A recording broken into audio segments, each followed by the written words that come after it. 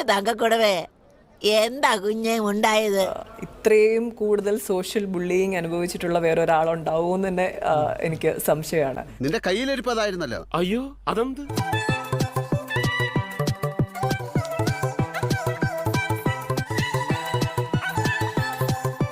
ഇത്രയും കൂടുതൽ social bullying അനുഭവിച്ചിട്ടുള്ള വേറൊരാളുണ്ടാവും എന്ന് തന്നെ എനിക്ക് സംശയമാണ്.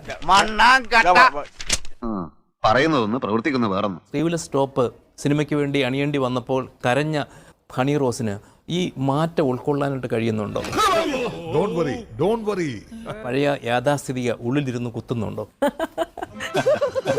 ഇനി പറഞ്ഞിട്ടെന്താ കാര്യം, നമുക്ക് വേറെല്ലാം പറയാം. As an actor, as A person എല്ലാം ആ ഒരു മാറ്റം ഡെഫിനറ്റ്ലി എൻ്റെ ലൈഫിൽ ഉണ്ടായിട്ടുണ്ട്.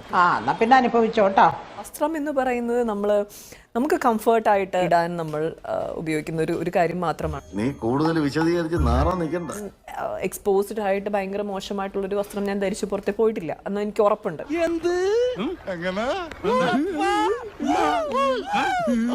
ഏതെങ്കിലും വിമർശനം ആത്മപരിശോധനയിലേക്ക് നയിച്ചിട്ടുണ്ടോ? ഒരിക്കലും ഇല്ല. എന്താ കാര്യം? അതിന് ഒരു ബുദ്ധി വേണം, അതിവനില്ല. എന്തെങ്കിലും എൻ്റെ ഭാഗത്തുനിന്ന് വന്ന മിസ്റ്റേക്കുകൾ കൊണ്ടുണ്ടോ എന്നുള്ളതൊക്കെ നമ്മൾ പലപ്പോഴും ചിന്തിക്കാറുണ്ട്. പക്ഷെ പരിശോധിച്ചിട്ട് നമ്മൾ അങ്ങനെ ചെയ്തതിൽ എന്തെങ്കിലും തെറ്റ് കണ്ടുപിടിക്കാൻ കഴിഞ്ഞിട്ടില്ല. ബെസ്റ്റ്. മിന്നണ സാരി എടുത്തോണ്ട് മൂക്ക് കണ്ണാടി വെച്ച് ചന്തി കുലുക്കി നടന്നോണ്ടൊന്നും അന്തസ്. ഒരുപക്ഷെ ചെയ്ത സിനിമകളുടെ പേരുകളേക്കാൾ ഉദ്ഘാടനങ്ങൾ ഓർമ്മിക്കപ്പെടുന്നത് അത് ഹണി ആഗ്രഹിച്ച കാര്യമാണോ? നടിയാണെങ്കിൽ ലക്ഷങ്ങൾ കൊടുക്കണം. അല്ല, ആളുണ്ട്, ആളുകൾ കണ്ടോട്ടെ, അതിനെന്താ കുഴപ്പമൊന്നും. നമ്മക്കൊണ്ടൊരു കുണ്ടി, എന്ത് പ്രയോജനം? അത് ശരിയാ. ആ ഒരു വൈബ് എനിക്ക് ഇഷ്ടമായതുകൊണ്ട് ഞാൻ ചെയ്യാൻ തുടങ്ങിയതാണ്.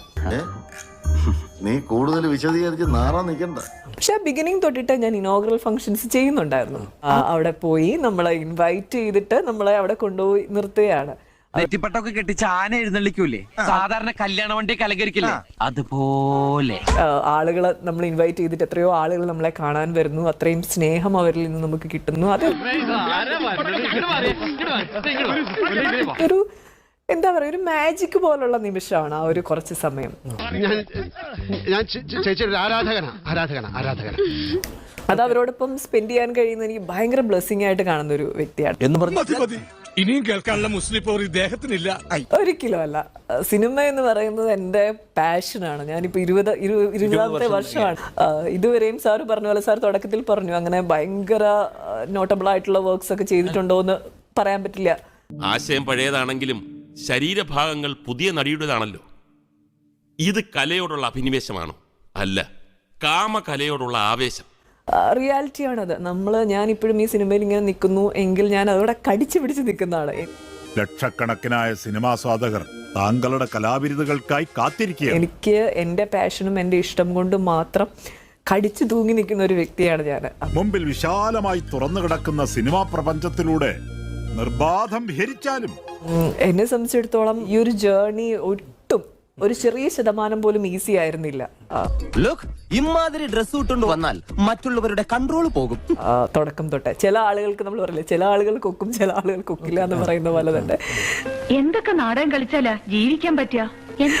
ചില ആളുകൾ പെട്ടെന്ന് തന്നെ സിനിമ വിജയിച്ച്, വരുന്ന സിനിമ ചെയ്ത് വിജയിച്ച് അങ്ങനെയൊക്കെ വരാൻ കഴിയുമായിരിക്കാം. ഞാൻ ചെയ്ത സിനിമ ഒരു ആവറേജ്. ഞാൻ ആദ്യം ചെയ്ത സിനിമ ആവറേജ് ആയിരുന്നു. പിന്നീട് വലിയൊരു സ്ട്രഗ്ലിംഗ് പീരീഡ് ഉണ്ടായിരുന്നു. പിന്നെ തനിക്ക് പണി നല്ലതല്ല, അറിയില്ല, തനിക്ക് ഭാവനയില്ല, ജീവിത അനുഭവമില്ല. പിന്നെ ഒരു വിജയം വരും എനിക്ക്, പിന്നെയും സ്ട്രഗ്ലിംഗ് പീരീഡ് വരും, പിന്നെ വിജയം.